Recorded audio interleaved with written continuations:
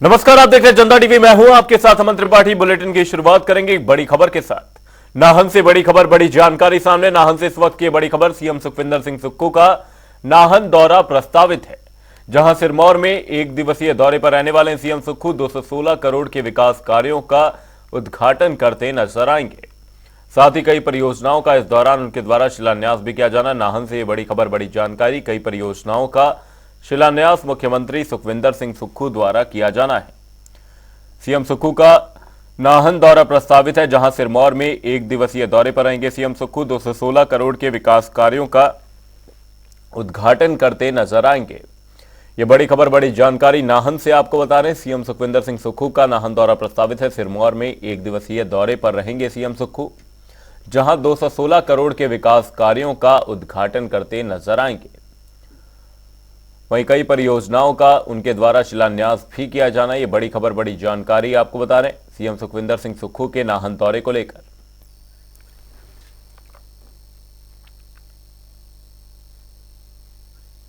Bulletin में आगे बढ़ेंगे, रुक करेंगे एक और बड़ी खबर की ओर। बड़ी खबर, बड़ी जानकारी शिमला से सामने। शिमला से इस वक्त की बड़ी खबर आपको बता दें, बीजेपी राष्ट्रीय अध्यक्ष जेपी नड्डा शिमला पहुंचे। इस दौरान उन्होंने मॉल रोड पर सैर की। ये बड़ी खबर, बड़ी जानकारी आपको बता दें, बीजेपी राष्ट्रीय उपाध्यक्ष सौदान सिंह भी इस दौरान मौजूद रहे।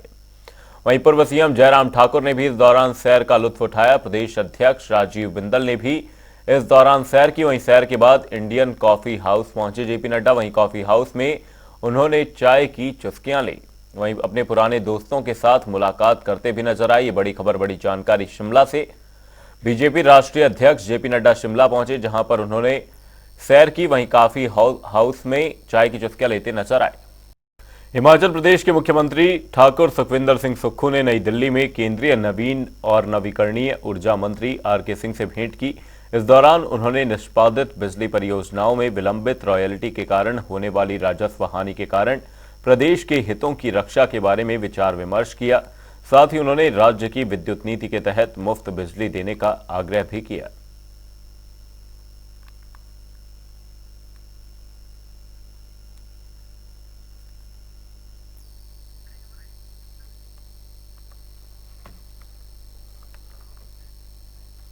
बुलेटिन में आगे बढ़ेंगे, रुक करेंगे एक बड़ी खबर की ओर। बड़ी खबर, बड़ी जानकारी सामने। इस वक्त की बड़ी खबर आपको बता दें, लोकसभा चुनावों को लेकर चर्चा की गई है। यह बड़ी खबर, बड़ी जानकारी। 4 सीटों पर संभावित प्रत्याशियों को लेकर चर्चा की गई। पैनल बनाकर हाईकमान को भेजने पर भी इस दौरान चर्चा की गई है। वहीं चुनावों को लेकर 3 महीने का रोड मैप तैयार किया गया है। लोकसभा चुनावों को लेकर बड़ी चर्चा की गई है। यह बड़ी खबर, बड़ी जानकारी आपको बता रहे हैं। 4 सीटों पर संभावित प्रत्याशियों पर भी इस दौरान चर्चा की गई। वहीं पैनल बनाकर हाईकमान को भेजने पर भी चर्चा की गई है। वहीं चुनावों को लेकर 3 महीने का रोड मैप तैयार किया गया है। आपको बता दें, लोकसभा चुनावों को लेकर चर्चा देखी गई है। वहीं 4 सीटों पर संभावित प्रत्याशियों को लेकर चर्चा की गई। वहीं पैनल बनाकर हाईकमान को भेजने की भी तैयारी है। वहीं चुनावों को लेकर 3 महीने का रोड मैप तैयार किया गया है। ये बड़ी खबर, बड़ी जानकारी आपको बता रहे हैं। लोकसभा चुनावों को लेकर यह चर्चा की गई है। वहीं 4 सीटों पर संभावित प्रत्याशियों को लेकर यह चर्चा की गई। वहीं पैनल बनाकर हाईकमान को भेजने की भी तैयारी है। वहीं चुनावों को लेकर 3 महीने का रोड मैप तैयार किया गया है। लोकसभा चुनावों को लेकर चर्चा की गई है। ये बड़ी खबर, बड़ी जानकारी आपको बता रहे हैं। 4 सीटों पर संभावित प्रत्याशियों को लेकर चर्चा की गई है। पैनल बनाकर हाईकमान को भेजने की भी तैयारी है। वहीं चुनावों को लेकर 3 महीने का रोड मैप तैयार किया गया है। लोकसभा चुनावों को लेकर मंथन किया जा रहा है। आपको बता दें, इन दिनों सभी राजनीतिक पार्टियों की नजर लोकसभा चुनावों पर टिकी हुई है। सभी पार्टियां अपनी अपनी रणनीति बनाती हुई नजर आ रही है। वहीं पैनल बनाकर हाई कमान को भेजने पर चर्चा की गई। चुनावों को लेकर 3 महीने का रोड मैप तैयार किया गया है।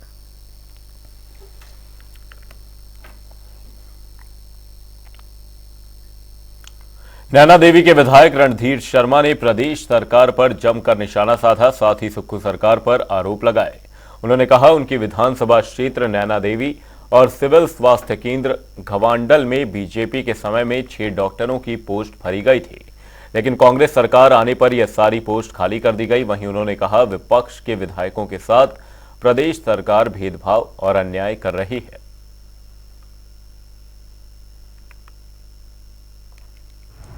विपक्ष के विधायकों के विधानसभा क्षेत्रों के साथ ये सरकार लगातार अन्याय और भेदभाव कर रही है। हमारे civil hospital Naina Devi eight Gondal में 6 डॉक्टर की पोस्टें जो हमारे इसमें भरी थी, इस सरकार के दौरान वो 6 के 6 पद खाली हुए। विधानसभा में प्रश्न लगाने के बाद 1 डॉक्टर आया, 5 पोस्टें अभी भी खाली हैं। बसी जल शक्ति सब डिवीज़न जिसके अंतर्गत सिंचाई का प्रोजेक्ट भी है, पीने के पानी की व्यवस्था भी है, वहाँ 4 पद जो हैं जेईज के हैं, चारों के चारों खाली कर दिए गए।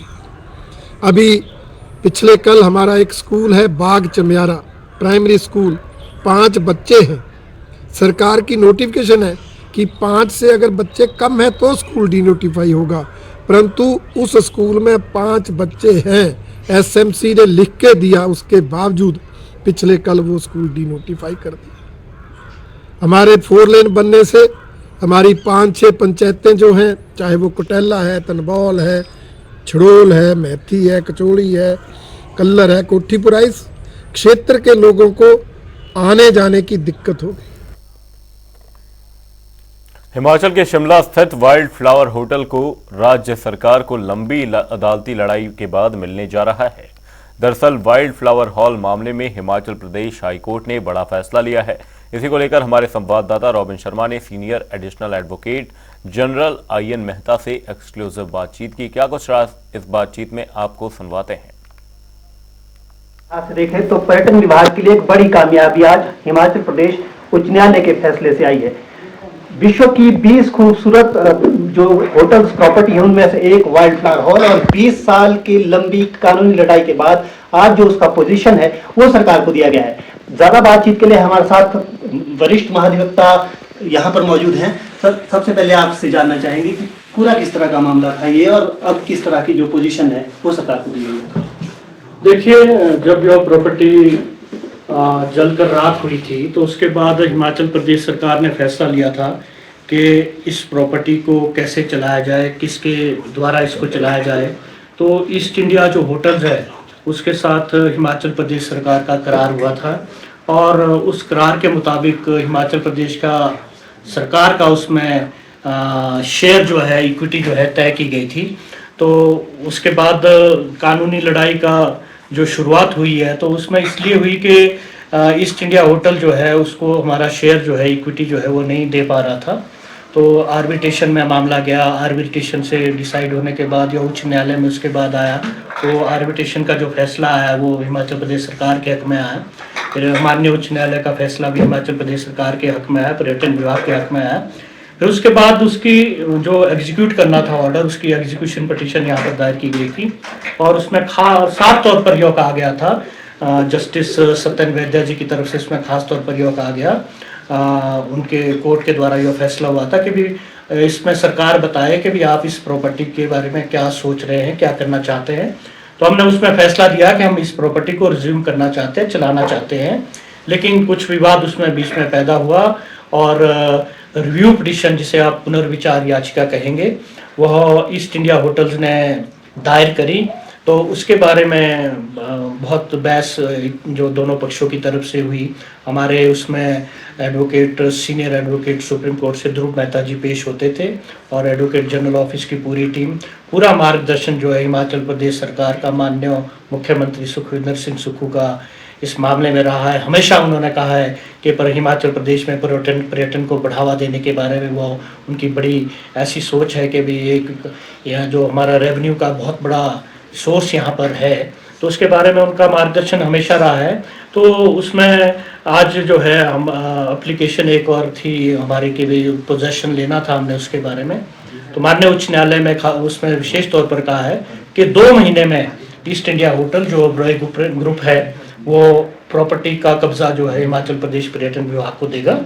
और दोनों पक्षों को यह भी कहा गया कि आप इसमें अपने सीए आप उसके नाम दे, और दोनों पक्षों के जो सीए बैठ के अकाउंट्स को सेटल करेंगे, और 15/3/2024 को उसकी कंप्लायंस के लिए रिपोर्ट के लिए माननीय उच्च न्यायालय ने इसको रखा है। यह बड़ा ऐतिहासिक पल है हिमाचल प्रदेश सरकार के लिए, हिमाचल प्रदेश के लोगों के लिए, क्योंकि आपने कहा कि विश्व की सबसे खूबसूरत 20 प्रॉपर्टीज में से इसको गिना जाता है। नेता, विश्व स्तर के अभिनेता और बड़े उद्योगपति सब लोग वहाँ पर आते हैं। तो हम भी इसको बड़ा गौरवान्वित महसूस कर रहे हैं, हम सब लोग के भी। ये हिमाचल प्रदेश शिमला ओबरॉय की प्रॉपर्टी और इसका नाम हिमाचल प्रदेश सरकार का नाम पूरे विश्व में जो है जाना जाता है।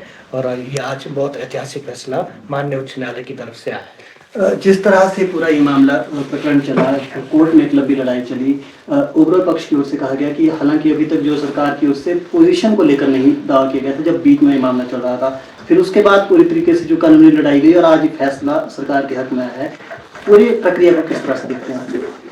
देखिए, सबने प्रयास किए हैं, शुरू से लेकर आज तक सबने प्रयास किए हैं, लेकिन मैं खास तौर पर क्यों माननीय मुख्यमंत्री का नाम इसमें ले रहा हूँ, क्योंकि एक सोच है कि हिमाचल प्रदेश को पर्यटन की दृष्टि से जिस तरह से विश्व स्तर पर जाना जाता है, तो उसमें जो स्कोप हिमाचल प्रदेश में है, थोड़ा अभी जब ये आपका बारिश की वजह से यहाँ पर बहुत ज़्यादा नुकसान हुआ था, तो उसके बाद एक इस तरह का संदेश जो है हर जगह विश्व तक पे गया था कि हिमाचल प्रदेश में पर्यटन की दृष्टि से जो है बहुत नुकसान हुआ है।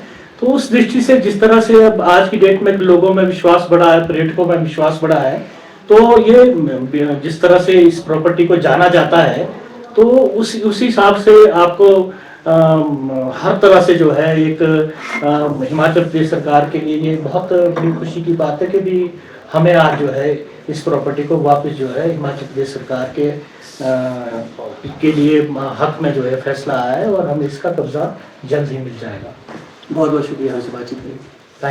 आयन मेहता को, जिन्होंने साफ तौर पर कहा कि ये हिमाचल पर्यटन के क्षेत्र के लिए एक बहुत बड़ी जीत है और इसके पीछे सीएम सुक्खू की भी सोच इसी दिशा में है। कुल्लू की पर्यटन नगरी मनाली में विंटर कार्निवल आयोजित किया गया। कार्निवल के चौथे दिन राइट बैंक की 122 महिला मंडलों की हजारों महिलाओं ने कुल्लूवी नाटी डालकर कुल्लू की समृद्ध संस्कृति का परिचय दिया। वहीं इस महानाटी को देखने के लिए प्रदेश सरकार के कैबिनेट मंत्री यादवेंद्र गोमा भी मुख्य अतिथि के रूप में शामिल हुए और उन्होंने महानाटी में शामिल महिलाओं को संबोधित करते हुए कहा कि पूरे देश में हिमाचल की संस्कृति सबसे समृद्ध है और इस संस्कृति की चर्चा देश के अलावा विदेशों में भी होती है।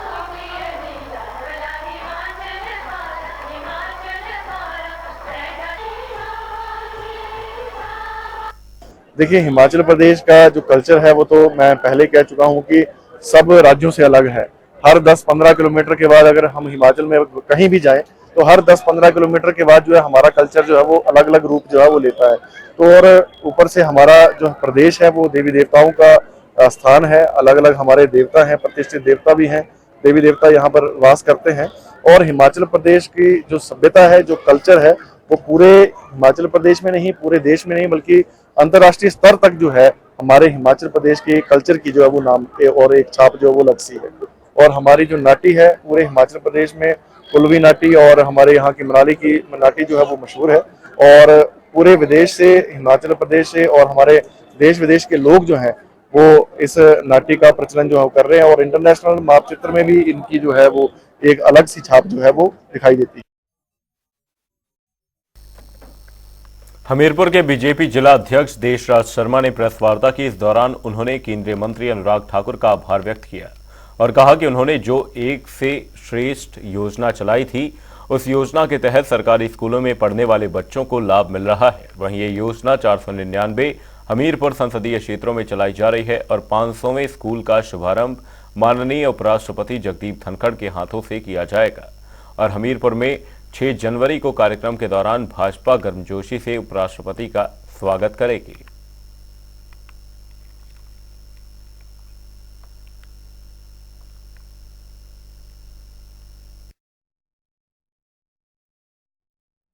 दर्शन की जो मेधावी बच्चे हैं उनको भारत दर्शन पर भेजना, बड़ी बड़ी महान हस्तियों से मिलाना, ये सब सोच आदरणीय अनुराग सिंह ठाकुर जी की है।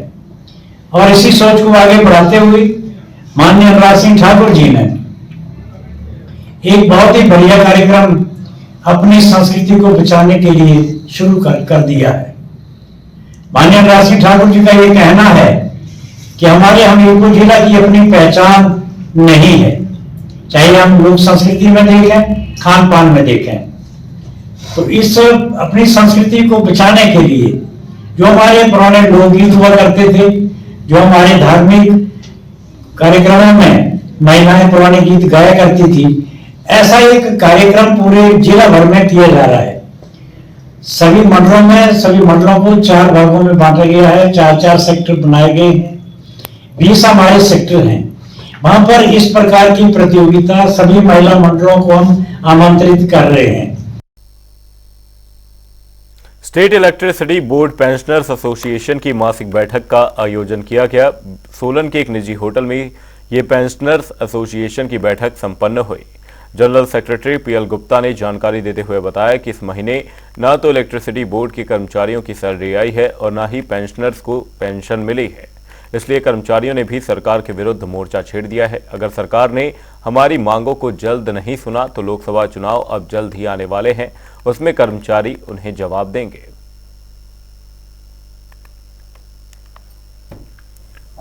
ये आप खुद समझते हैं कि जब ऐसी परिस्थिति आती है उसके पीछे कोई ना कोई कारण रहते हैं।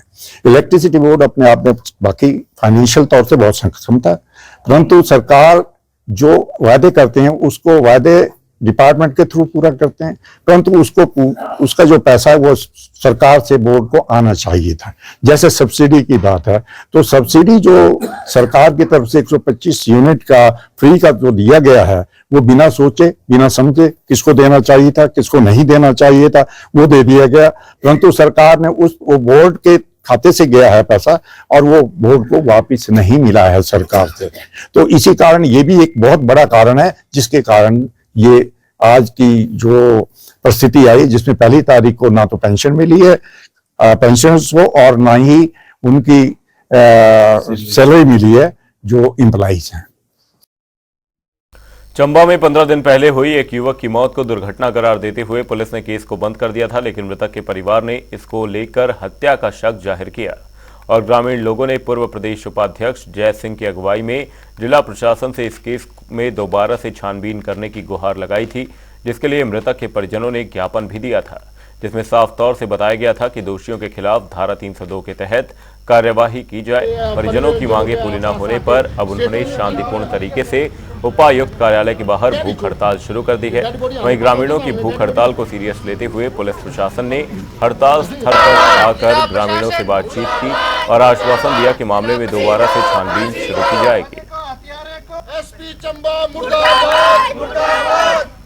पहले हमने डीसी चंबा और जिला प्रशासन को चेतावनी दी थी कि अगर कार्रवाई दोषियों पर नहीं होती तो जो है हम ग्रामीण लोग जो है भूख हड़ताल पर जाएंगे।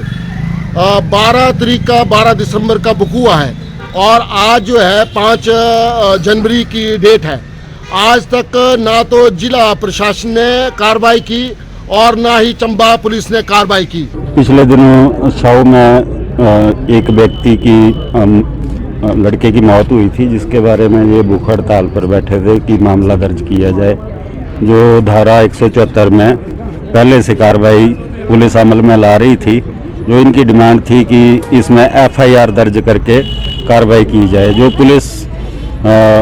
पुलिस के पास ये डीसी साहब के पास भी आए थे, एसपी साहब के पास भी आए थे, जो आज यहाँ पर सारे इस डिस्कशन के बाद इनको आश्वस्त किया गया कि पुलिस एफआईआर दर्ज करके आज से इसमें कार्रवाई। चंबा में सैलरी और पेंशन का भुगतान नहीं होने पर बिजली बोर्ड के कर्मचारियों की हड़ताल तीसरे दिन भी जारी है। तीसरे दिन यहां सरकार के खिलाफ यूनियन के पदाधिकारियों और सदस्यों ने जमकर नारेबाजी की, तो वहीं ये भी चेतावनी दी है कि जल्द सैलरी और पेंशन का भुगतान नहीं किया गया तो बिजली बोर्ड के हजारों कर्मचारी उग्र आंदोलन शुरू कर देंगे, जिसकी वजह से बिजली बोर्ड प्रबंधन ठप पड़ जाएगा और जिसकी जिम्मेदार सरकार और बिजली बोर्ड का प्रबंधन वर्ग ही होगा। ये जो आज का हम धरना प्रदर्शन कर रहे हैं, इसमें हमारी मुख्य मांग जो हमारी सैलरी और पेंशन जो रोक दी गई है इसके रिगार्डिंग है और हम सरकार से अब ये मांग करते हैं, क्योंकि मैनेजमेंट नाम की तो कोई चीज़ बिजली बोर्ड में रह नहीं गई है, क्योंकि बिजली बोर्ड की मैनेजमेंट को हमने बहुत दिनों से इस मांग को रखा था, उन्होंने नहीं पूरा किया है। अब सीधा हम मीडिया चैनल के माध्यम से आदरणीय मुख्यमंत्री साहब से निवेदन करते हैं कि वो इसमें इंटरवीन करें और हमारी पेंशन सैलरी को बहाल करें। साथियों जिस तरीके से आउटसोर्स के हमारे कर्मचारी साथी हैं उनको भी बिजली बोर्ड में रेगुलाइज करें।